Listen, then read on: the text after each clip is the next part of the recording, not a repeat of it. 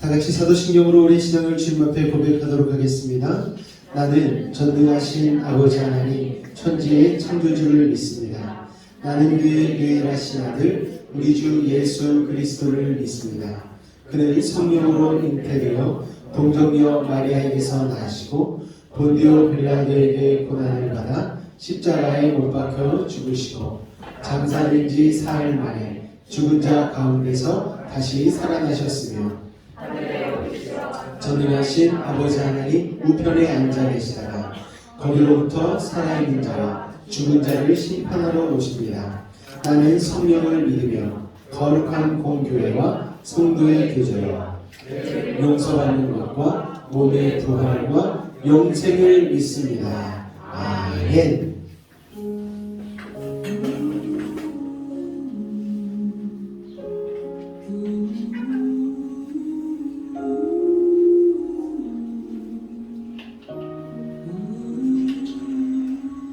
주님, 우리의 마음을 엽니다. 우리의 상한 심령을 주님께 드립니다. 하나님 아버지의 크신 선하심을 따라 우리에게 사랑을 베풀어 주시고 풍성한 사랑하심을 따라 우리의 죄를 제거하소서. 주님의 말할 수 없는 사랑으로 우리가 지은 죄에서 자유케 하시고 우리가 받아 마땅한 징벌로부터 구해주소서.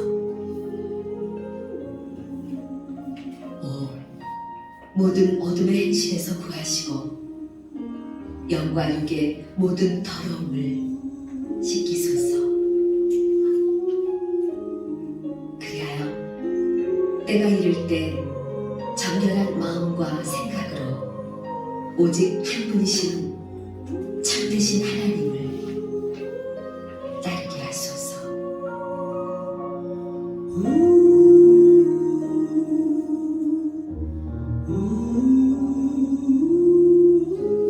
할렐루야. 이 사순절 가운데 십자가의 사랑을 묵상하며 승리하는 우리 귀한 매직 성도 되시기를 주님으로 축원을 드립니다. 우리 앞뒤적으로 한번 인사하도록 하겠습니다. 예수님의 사랑을 묵상합시다. 이렇게 인사하겠습니다. 예수님의 사랑을 묵상합시다. 할렐루야. 이렇게 인사하실 때는 서로 이렇게 눈도 마주치시고 그러셔야지 이렇게 하시면 안 됩니다. 일주일에 한 번 보는데 어색하시고 교회 나오실 때 저는 여러분들이 어떤 마음을 가지고 나왔으면 좋겠냐면은 그냥 친정 간다는 마음으로 편하게 오셔가지고 세상 참 복잡하고 살기 쉽지 않잖아요. 뉴스만 틀어도 SNS만 봐도 유튜브만 봐도 참 세상이 복잡하다, 어지럽다, 살기 쉽지 않다는 세상이 들 수밖에 없는 조급한 세상인데 여기 오실 때만큼만이라도 좀 편안한 마음을 가지시고 그런 은혜를 누리며 이 시간 함께 하셨으면 좋겠다라는 생각을 가지고 있습니다. 그러니까요, 교회 와서 뭐 많은 일을 하려고 하지 마셔요. 그냥 오셔가지고 예배 드리고 기도하고 싶을 때 기도하고 찬양하고 싶을 때 찬양하고 그런 곳이 교회가 되어야 되지 않나 생각이 되어집니다. 오늘 교회 일하러 가야지 뭐 조급한 마음으로 이렇게 오시지 않으셨으면 좋겠어요. 어차피 교회가 너무 커가지고 할 게 별로 없어요. 저 혼자 해도 충분하니까 오셔가지고 하나님의 은혜만 충분히 누리시고 가시기를 주님 부탁을 드리겠습니다. 한 번 더 인사하겠습니다. 우리 만나서 반갑습니다 하면 이렇게 인사하겠습니다. 만나서 반갑습니다. 할렐루야. 잠깐 광고 말씀 드리도록 하겠습니다. 4월 7째 주 우리 성찬 예배에 나오신 성도님들을 예수를 환영하고 축복합니다. 4월달 하니까 작년 4월이 이렇게 어렴풋이 떠오르더라고요. 그래서 작년 4월에 어떤 일들이 있었었는지가 이렇게 필름으로 싹 지나가는데 올해 1년밖에 안 됐는데 또 새로운 이런 4월을 맞이하게 하신 게 참으로 놀랍다는 생각을 하면서 하나님 앞에 감사하게 되어지는 시간이 되었습니다. 또 이제 한 2주 정도는 많이 아파가지고 우리 성도님들이 거의 뭐 아침 예배도 못 드리시고 그러셨는데 이렇게 또 첫째 주 성찬주일 가운데 다들 온전히 회복되셔가지고 나오셔서 같이 예배할 수 있으면 너무나 감사드리고 참으로 반갑습니다. 더불어서 이제 이번 주일까지가 사순절 다섯 번째 예배 시간이고요. 이번 주간이 사순절 마지막 주간이라고 생각하시면 되고, 다음 주는 종려주일, 그리고 그 다음 주는 부활주일, 이렇게 해서 우리가 4월달 예배를 드릴 테니까요. 이 예배를 통하여서 여러분들이 종려주일 또 우리 부활주일을 마음 가운데 새기며 신앙을 다시 한번 새로워지는 믿음의 시간 되시길 부탁을 드리겠습니다. 예배 후에는요, 길지 않은 운영회의가 있을 예정입니다. 그래서 잠깐 모이셔서 인사하시고 4월의 예배에 관한 부분들 잠깐만 나누고 헤어지도록 할 테니까요. 잠깐 모여주시면 감사하겠습니다. 할렐루야. 오늘 하나님께서 우리에게 은혜 주신 말씀 같이 나누도록 하겠습니다. 누가복음 15장 1절로 7절까지의 말씀입니다. 누가복음 15장 1절부터 7절까지의 말씀입니다.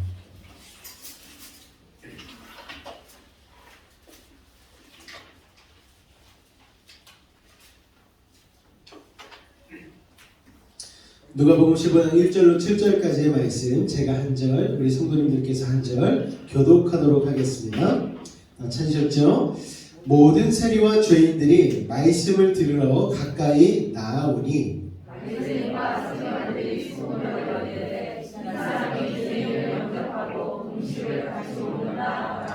예수께서 그들에게 이 비유로 이르시되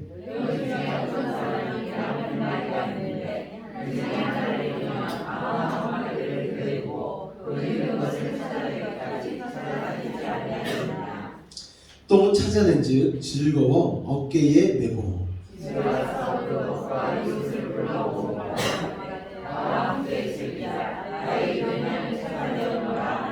다같이 읽겠습니다. 내가 너희에게 이르노니 이와 같이 죄인 한 사람이 회개하면 하늘에서는 회개할 것 없는 의인 99으로 말미암아 기뻐하는 것보다 더하리라. 아멘. 오늘은 누가복음 15장 1절로 7절까지의 말씀을 가지고 십자가 그 사랑 다섯 번째 시리즈 설교 나가도록 하겠습니다. 동물 중에 가장 순한 동물, 양이죠, 양.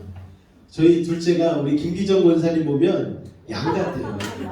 양 같으신 권사님이라고, 이렇게 옛날에는 머리도 이렇게 약간 양 스타일로 하셔가지고 그러시는데 순하다고 그러면서 우리 양 권사님, 양씨도 아닌데 양 권사님이라고 그러더라고요. 자, 양은 우리가 딱 봤을 때에 순한 동물이라고 할 수 있습니다. 그래서 에버랜드에 가면은요, 이 양은 만질 수 있도록 해놨어요. 그냥 낮은 울타리 하나 쳐놓고 양들이 이렇게 쫄래쫄래 왔다 갔다 거리면은 정말 성진이 같은 작은 아이가 이렇게 쓰다듬어도 양이 가만히 있어요. 그래서 그렇게 손을 얹게 하고 먹이를 주면서 사진을 찍는 그런 일들이 참 많이 있습니다. 양이 이렇게 생겼잖아요. 이렇게 아주 순하게 생겼습니다. 양이요, 여러 가지 특징들이 있지만 양은 일단 달리지를 못한다고 그래요. 달리기를 못해요. 그래서 늑대가 이렇게 쫓아온다고 해도 달리는 신용은 하는데 막 그렇게 빨리 달릴 수가 없다고 합니다. 게다가 시력이 안 좋다고 그래요. 그래서 가까이 있는 것 볼 수 있지만 조금만 멀리 떨어져도 이게 늑대인지 코끼리인지 자기 엄마인지 아빠인지 구분이 안 된대요. 그 정도로 눈이 안 좋다고 합니다. 또 목자의 소리를 대신 잘 들을 수 있는 귀는 발달해서 목자가 어떤 특별한 소리, 종소리를 내거나 아니면은 목자만의 어떤 특별한 카우벨 소리 이런 거를 내면은 양은요, 그 벨 소리를 따라서 목자를 잘 따라다닐 수 있다고 합니다. 그런데 무엇보다도 가장 큰 특징 중에 하나가 뭐냐면요, 스스로를 보호할 수 있는 힘이 전혀 없다는 거예요, 양은. 그래서 양은요, 꼭 목자와 함께 있어야만 되는 그런 가축이라고 할 수가 있습니다. 그런데 오늘 본문은요, 제가 참 설교하기 좋아하는 본문 중에 하나입니다. 왜냐면은 저는요, 제가 이런 양이라는 생각을 하거든요. 나는 말 안 듣고 실수하고 정말 부족해서 늘 곁길로 떨어져 나갈 수밖에 없는 이런 양과 같은 사람이구나 라는 생각을 하는데, 하나님께서 그런 양과 같은 저를 내버리지 않으셔요. 야, 너 말 안 들었으니까 그냥 그 길로 고생 좀 해. 이게 아니고 이럴 때마다 하나님께서 저를 찾아 주시는 거예요. 저를 찾아 헤매시는 거예요. 그리고 찾았을 때에 하나님께서 뭐라고 말씀하시느냐? 즐거워하셔요. 기뻐하셔요. 할렐루야. 저만 그럴까요, 여러분? 아닙니다. 여러분도 마찬가지죠. 여러분의 삶 가운데 고난과 역경으로 인하여서 때론 실수하고 때론 넘어져서 곁길로 갈 때라도 하나님은 늘 주목하고 계시다가 여러분이 그런 상황 가운데 닥쳤을 때에 하나님께는 여러분을 붙잡아 주시고 여러분을 지켜보시다가 여러분을 쫓아가서 다시 잡아오시고 다시 여러분 주님의 품 안으로 이끈다는 사실을 여러분 기억하실 수 있는 우리 베이직 성도 되시기를 주님으로 축원을 드립니다. 할렐루야. 오늘 본문 가운데는 길 잃은 양이 나옵니다. 잃어버린 양이죠. 원래 양들은 이렇게 무리지어 다니지 않습니까? 그런데 목자의 인도를 따라다니던 이 양이 100마리 중 한 마리가 길을 잃었다라고 오늘 말씀하고 있죠. 어린 양이어서 그럴 수도 있고요. 약한 양일 수도 있습니다. 아니면 실수한 양일 수도 있어요. 어쨌든 길을 잃었습니다. 길을 잃었다는 것은 다른 양하고는 뭔가 다르고 부족하고 연약하다는 것을 의미하고 있습니다. 여기서 우리는 목자의 선택에 주목해야 합니다. 목자는요, 남아있는 99마리의 건강한 양에 주목하지 않았다는 사실이에요. 여러분, 오늘 이 성전 가운데에도 이 예배 가운데에도 잃은 양이 있을 수 있습니다. 아니, 우리 모두가 다 잃어버린 양이 될 수 있다는 사실을 여러분들이 기억하셨으면 좋겠습니다. 주님께서는 무엇을 찾아다녔다고요? 길 잃은 양 한 마리를. 우리가 오늘 이 사실에 주목하여서 오늘 이 말씀을 집중해서 한번 들어보시기를 부탁을 드리겠습니다. 예수님이요, 사람들을 모아놓고 말씀을 전하시는데 연약한 자들이 많이 찾아왔어요. 세리도 찾아오고 또 과부도 찾아오고 또 사람들이 저 사람은 죄인이라고 여기는 그런 사람들이 다 예수님께 찾아와서 말씀을 들으러 가까이 나아왔습니다. 그랬더니 우리 그림을 보니까 한쪽에는 예수님의 말씀을 정겹게 듣고 있는데 다른 한쪽은 뭘 하고 있습니까? 수군거리고 있는 거예요. 왜 수군거리느냐? 죄인, 세리와 함께 예수님께서 먹고 마시고 말씀을 나누고 있다라는 거예요. 예수님 내가 알기로는 거룩한 분이신데 특별한 분이신데 그런 예수님께서 왜 저런 지저분한 자들과 세상에서 멀리하고 괄시하는 자들과 가까이 하고 계시지? 이해할 수가 없네. 바리새인, 서기관과 같은 우리 종교 지도자들, 리더들과 함께 하셔야 되는 것 아닌가? 저렇게 훌륭한 말씀을 전하신다면 우리와 함께 해야 되는데 왜 예수님 세리와 죄인들과 함께 하시지? 저 부족한 자들과 함께 하시지? 수군거리고 있는 거예요. 그런데 예수님께서 그 수군거림을 들으셨습니다. 우리가 주목해야 할 것은 무엇이냐면 예수님께서 오늘 이 잃은 양 비유를 이야기해 주신 그 대상이 누구냐? 누구에게 이야기했을 것 같습니까, 여러분? 세리와 죄인들이 아니에요. 예수님이 누굴 향해서 말씀하셨냐면은 바리새인과 서기관들을 향하여서 이 비유의 말씀을 주셨다라는 것입니다. 할렐루야. 세상과 예수님은 다릅니다, 여러분. 세상은요, 남보다 나은 것을 추구해요. 우월한 것을 좋아합니다. 그래서 이런 말이 있잖아요. 세상은 1등이 아니면 기억하지 않는다.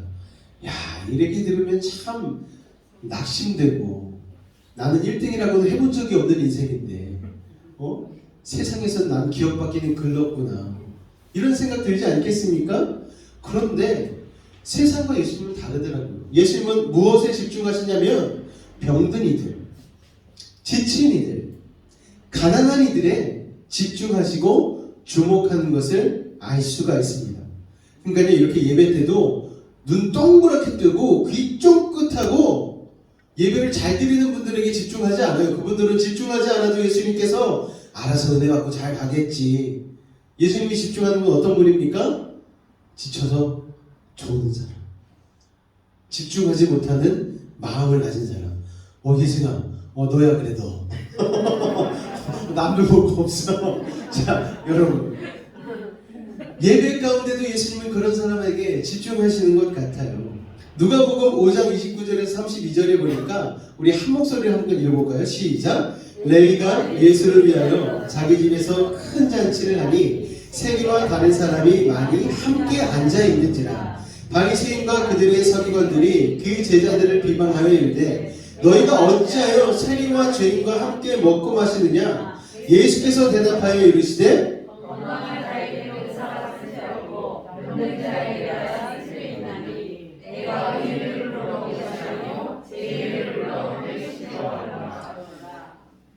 바리새인과 서기관의 제자들에게 비방하여서 이야기를 했어요. 야, 너네 어떻게 세리와 죄인들과 함께 앉아서 먹고 마실 수가 있어?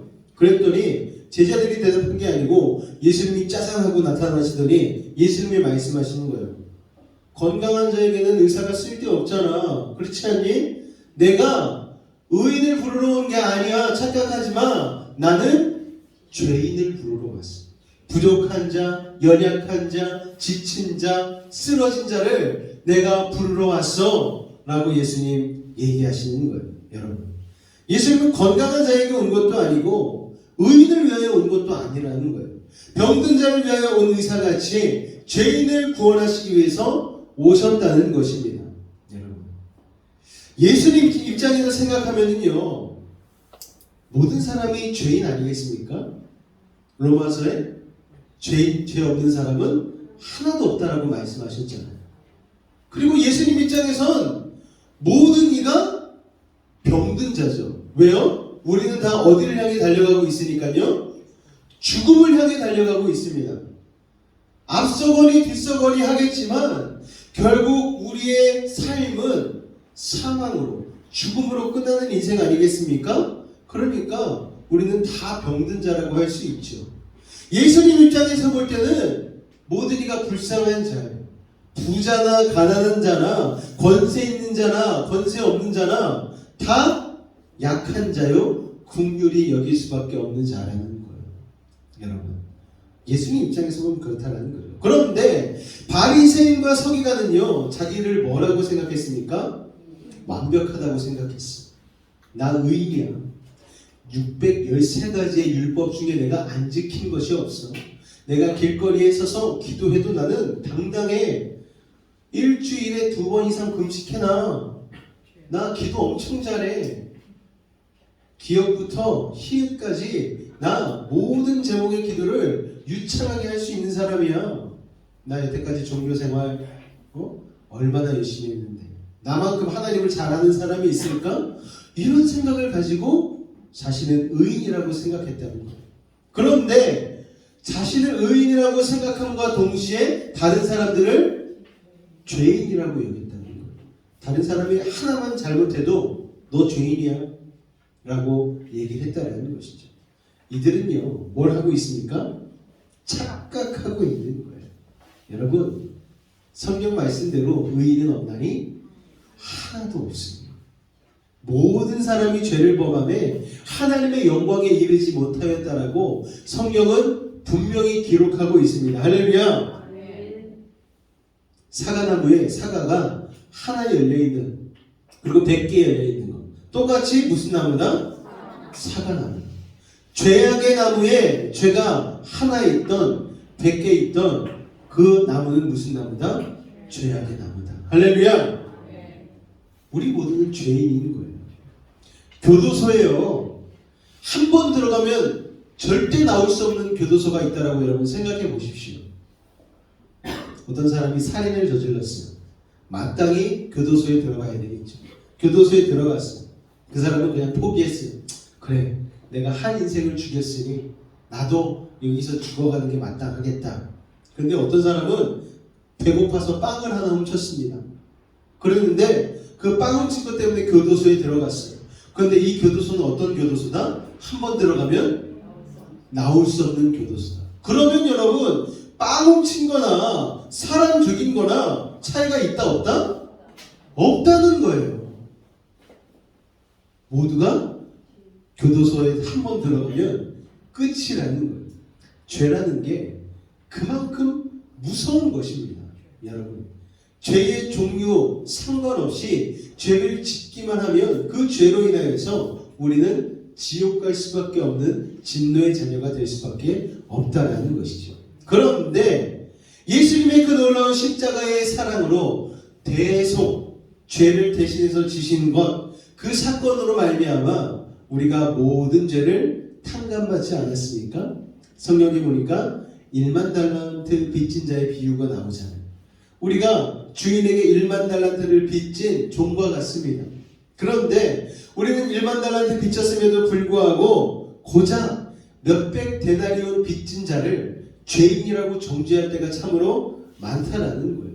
여러분, 우리는 그런 생각, 그런 착각을 해서는 안 되죠. 비교해서 생각하면 안 된다.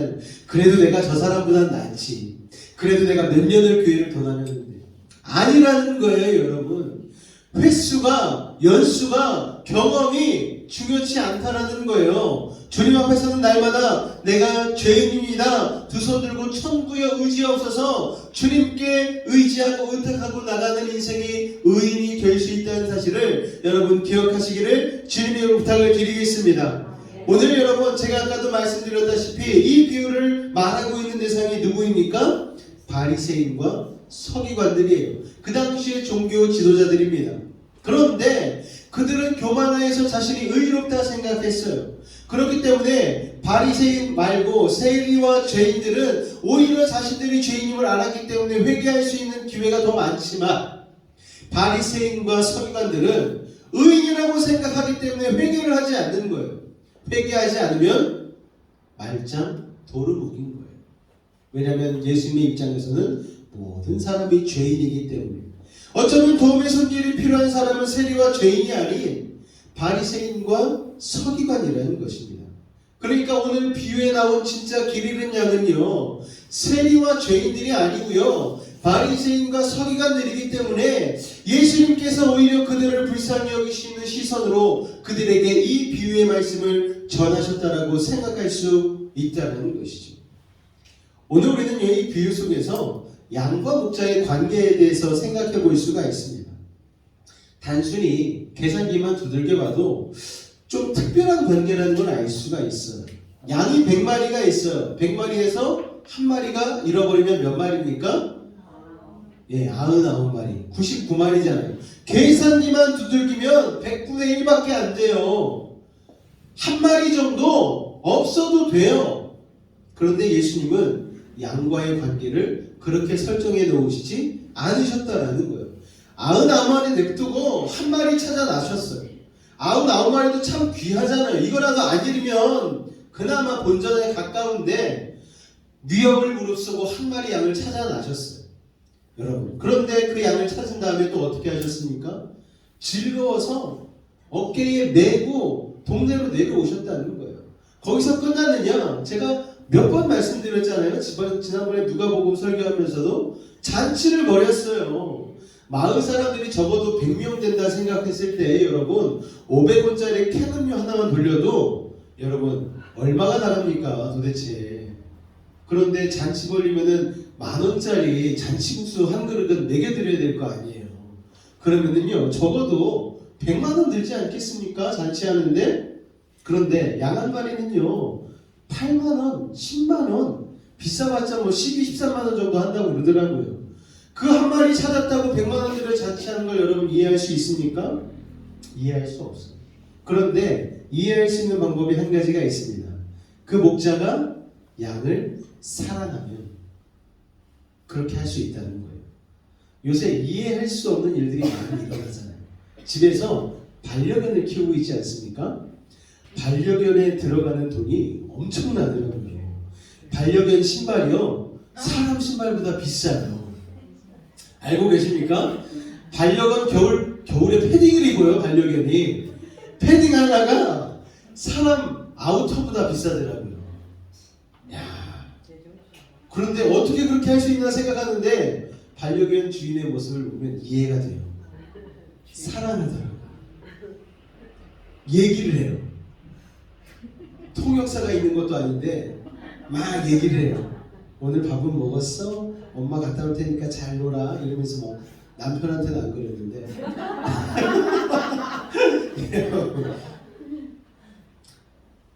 관계가요.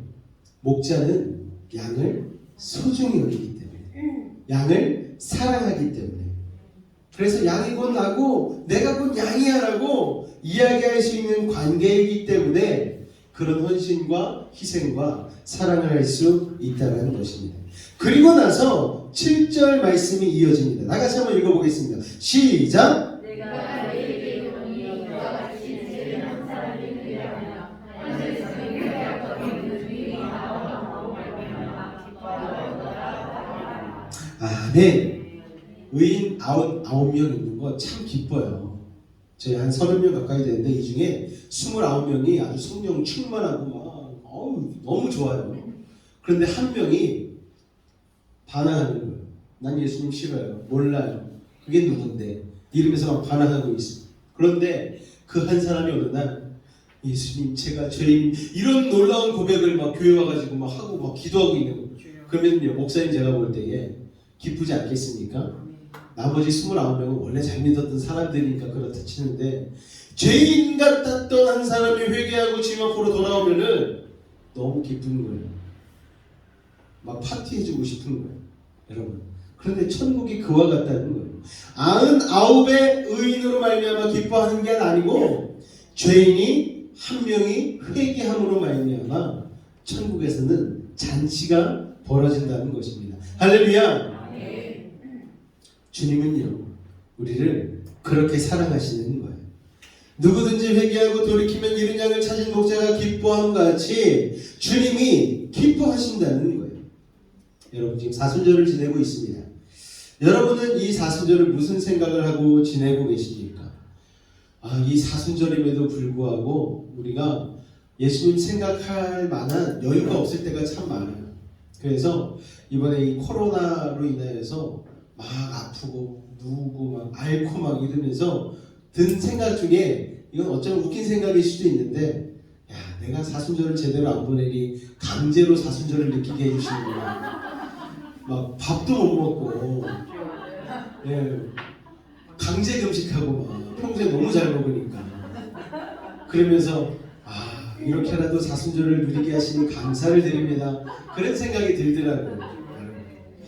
예수님의 그 십자가 사랑, 과연 누굴 위한 것이라고 여러분 생각하십니까?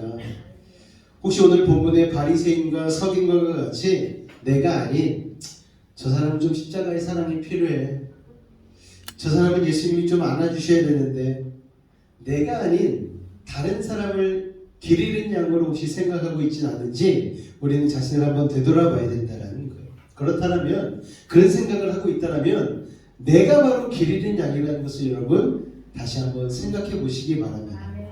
우리 주님은요, 잃은 양을 찾고 있는 목자와 같이 인생의 길에서 헤매고 있는 우리들을 찾고 계십니다.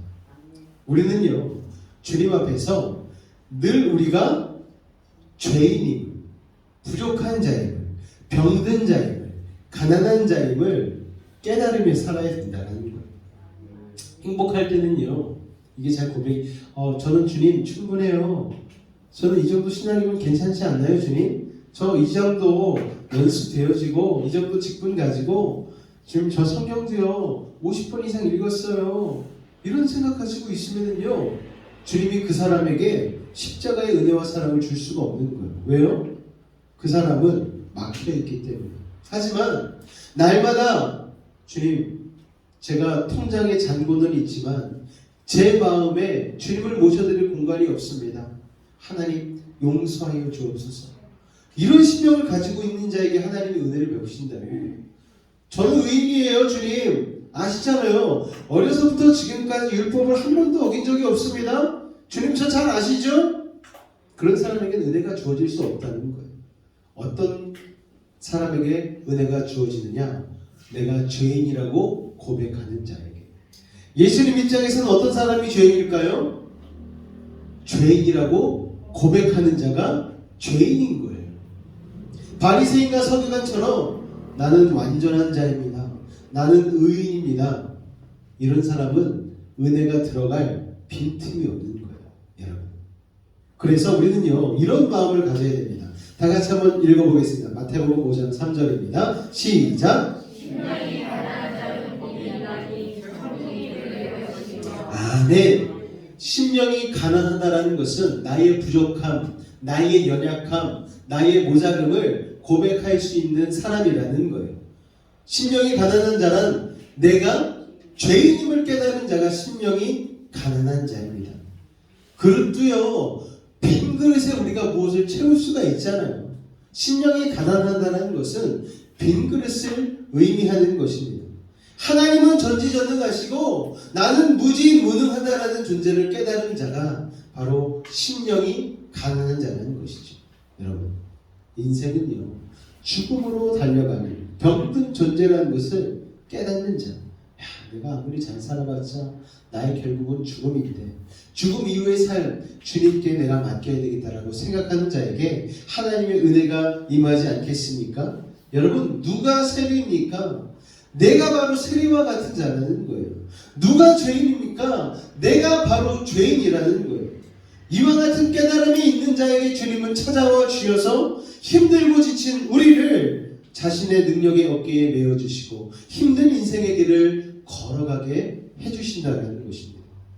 또는 우리의 회개를 너무 기뻐하시죠. 우리가 회개한다는 건 뒤집어 말하면 무슨 얘기입니까? 내가 죄인임을 인식하고 있다는 거예요. 여러분, 적반하장한 인생이 되어서는 안 됩니다. 죄를 지어놓고도 저 죄 짓지 않았어요. 저 아시잖아요. 저 여태까지 남의 물건 한번 훔쳐본 적 없고요. 저 그런 사람입니다, 주님. 저 회개할 거 없어요. 그냥 교훈의 말씀만 듣고 가겠습니다. 이런 사람에게 어떻게 하나님의 은혜가 임하겠습니까? 주님, 이번 한 주간도 저 아시죠? 주님 말씀 들었지만 그대로 살지 못하고 부족한 모습으로 남았습니다. 주님 용서하여 주옵소서. 이렇게 자신이 죄인임을 고백하고 인정하는 인생 가운데에 하나님의 은혜가 임하게 된다는 사실을 기억하시기를 주님의 부탁을 드리겠습니다. 그러나 오늘 본문의 바리새인과 서기관과 같이 내가 길을 잃은 줄도 모르고 다른 이들만을 향해서 율법의 기준과 잣대를 가지고 판단하고 들이대면 교만하면 아버지, 그런 잃은 양을 찾으시는 주님의 은혜를 결코 누릴 수 없다는 사실을 우리는 깨달아야 된다는 것이죠.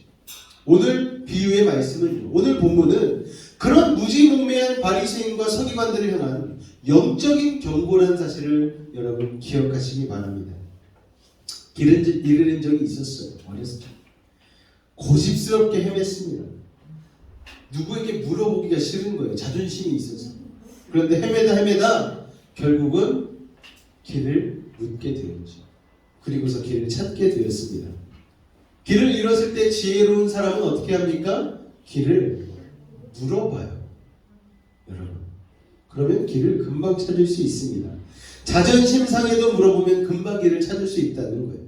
그런데 내가 바리새인인데, 내가 IQ가 몇 이상인데, 내가 어느 학교를 졸업했는데, 내가 어떤 회사를 다니는데, 어떤 지위에 있는데 내가 물어본다고? 아니야, 나 내가 찾을 수 있어. 그러다가 된통 당하는 인생이 얼마나 많은지 모릅니다. 지혜롭지 못한 것입니다. 지혜로운 사람은요, 자기가 모른다는 걸 알아요. 그래서 겸손하게 물어봅니다. 그런데 미련한 사람은 자기가 모른다는 걸 모릅니다. 우리는 이거를 다른 글자로 성숙과 미성숙으로 구분할 수가 있죠.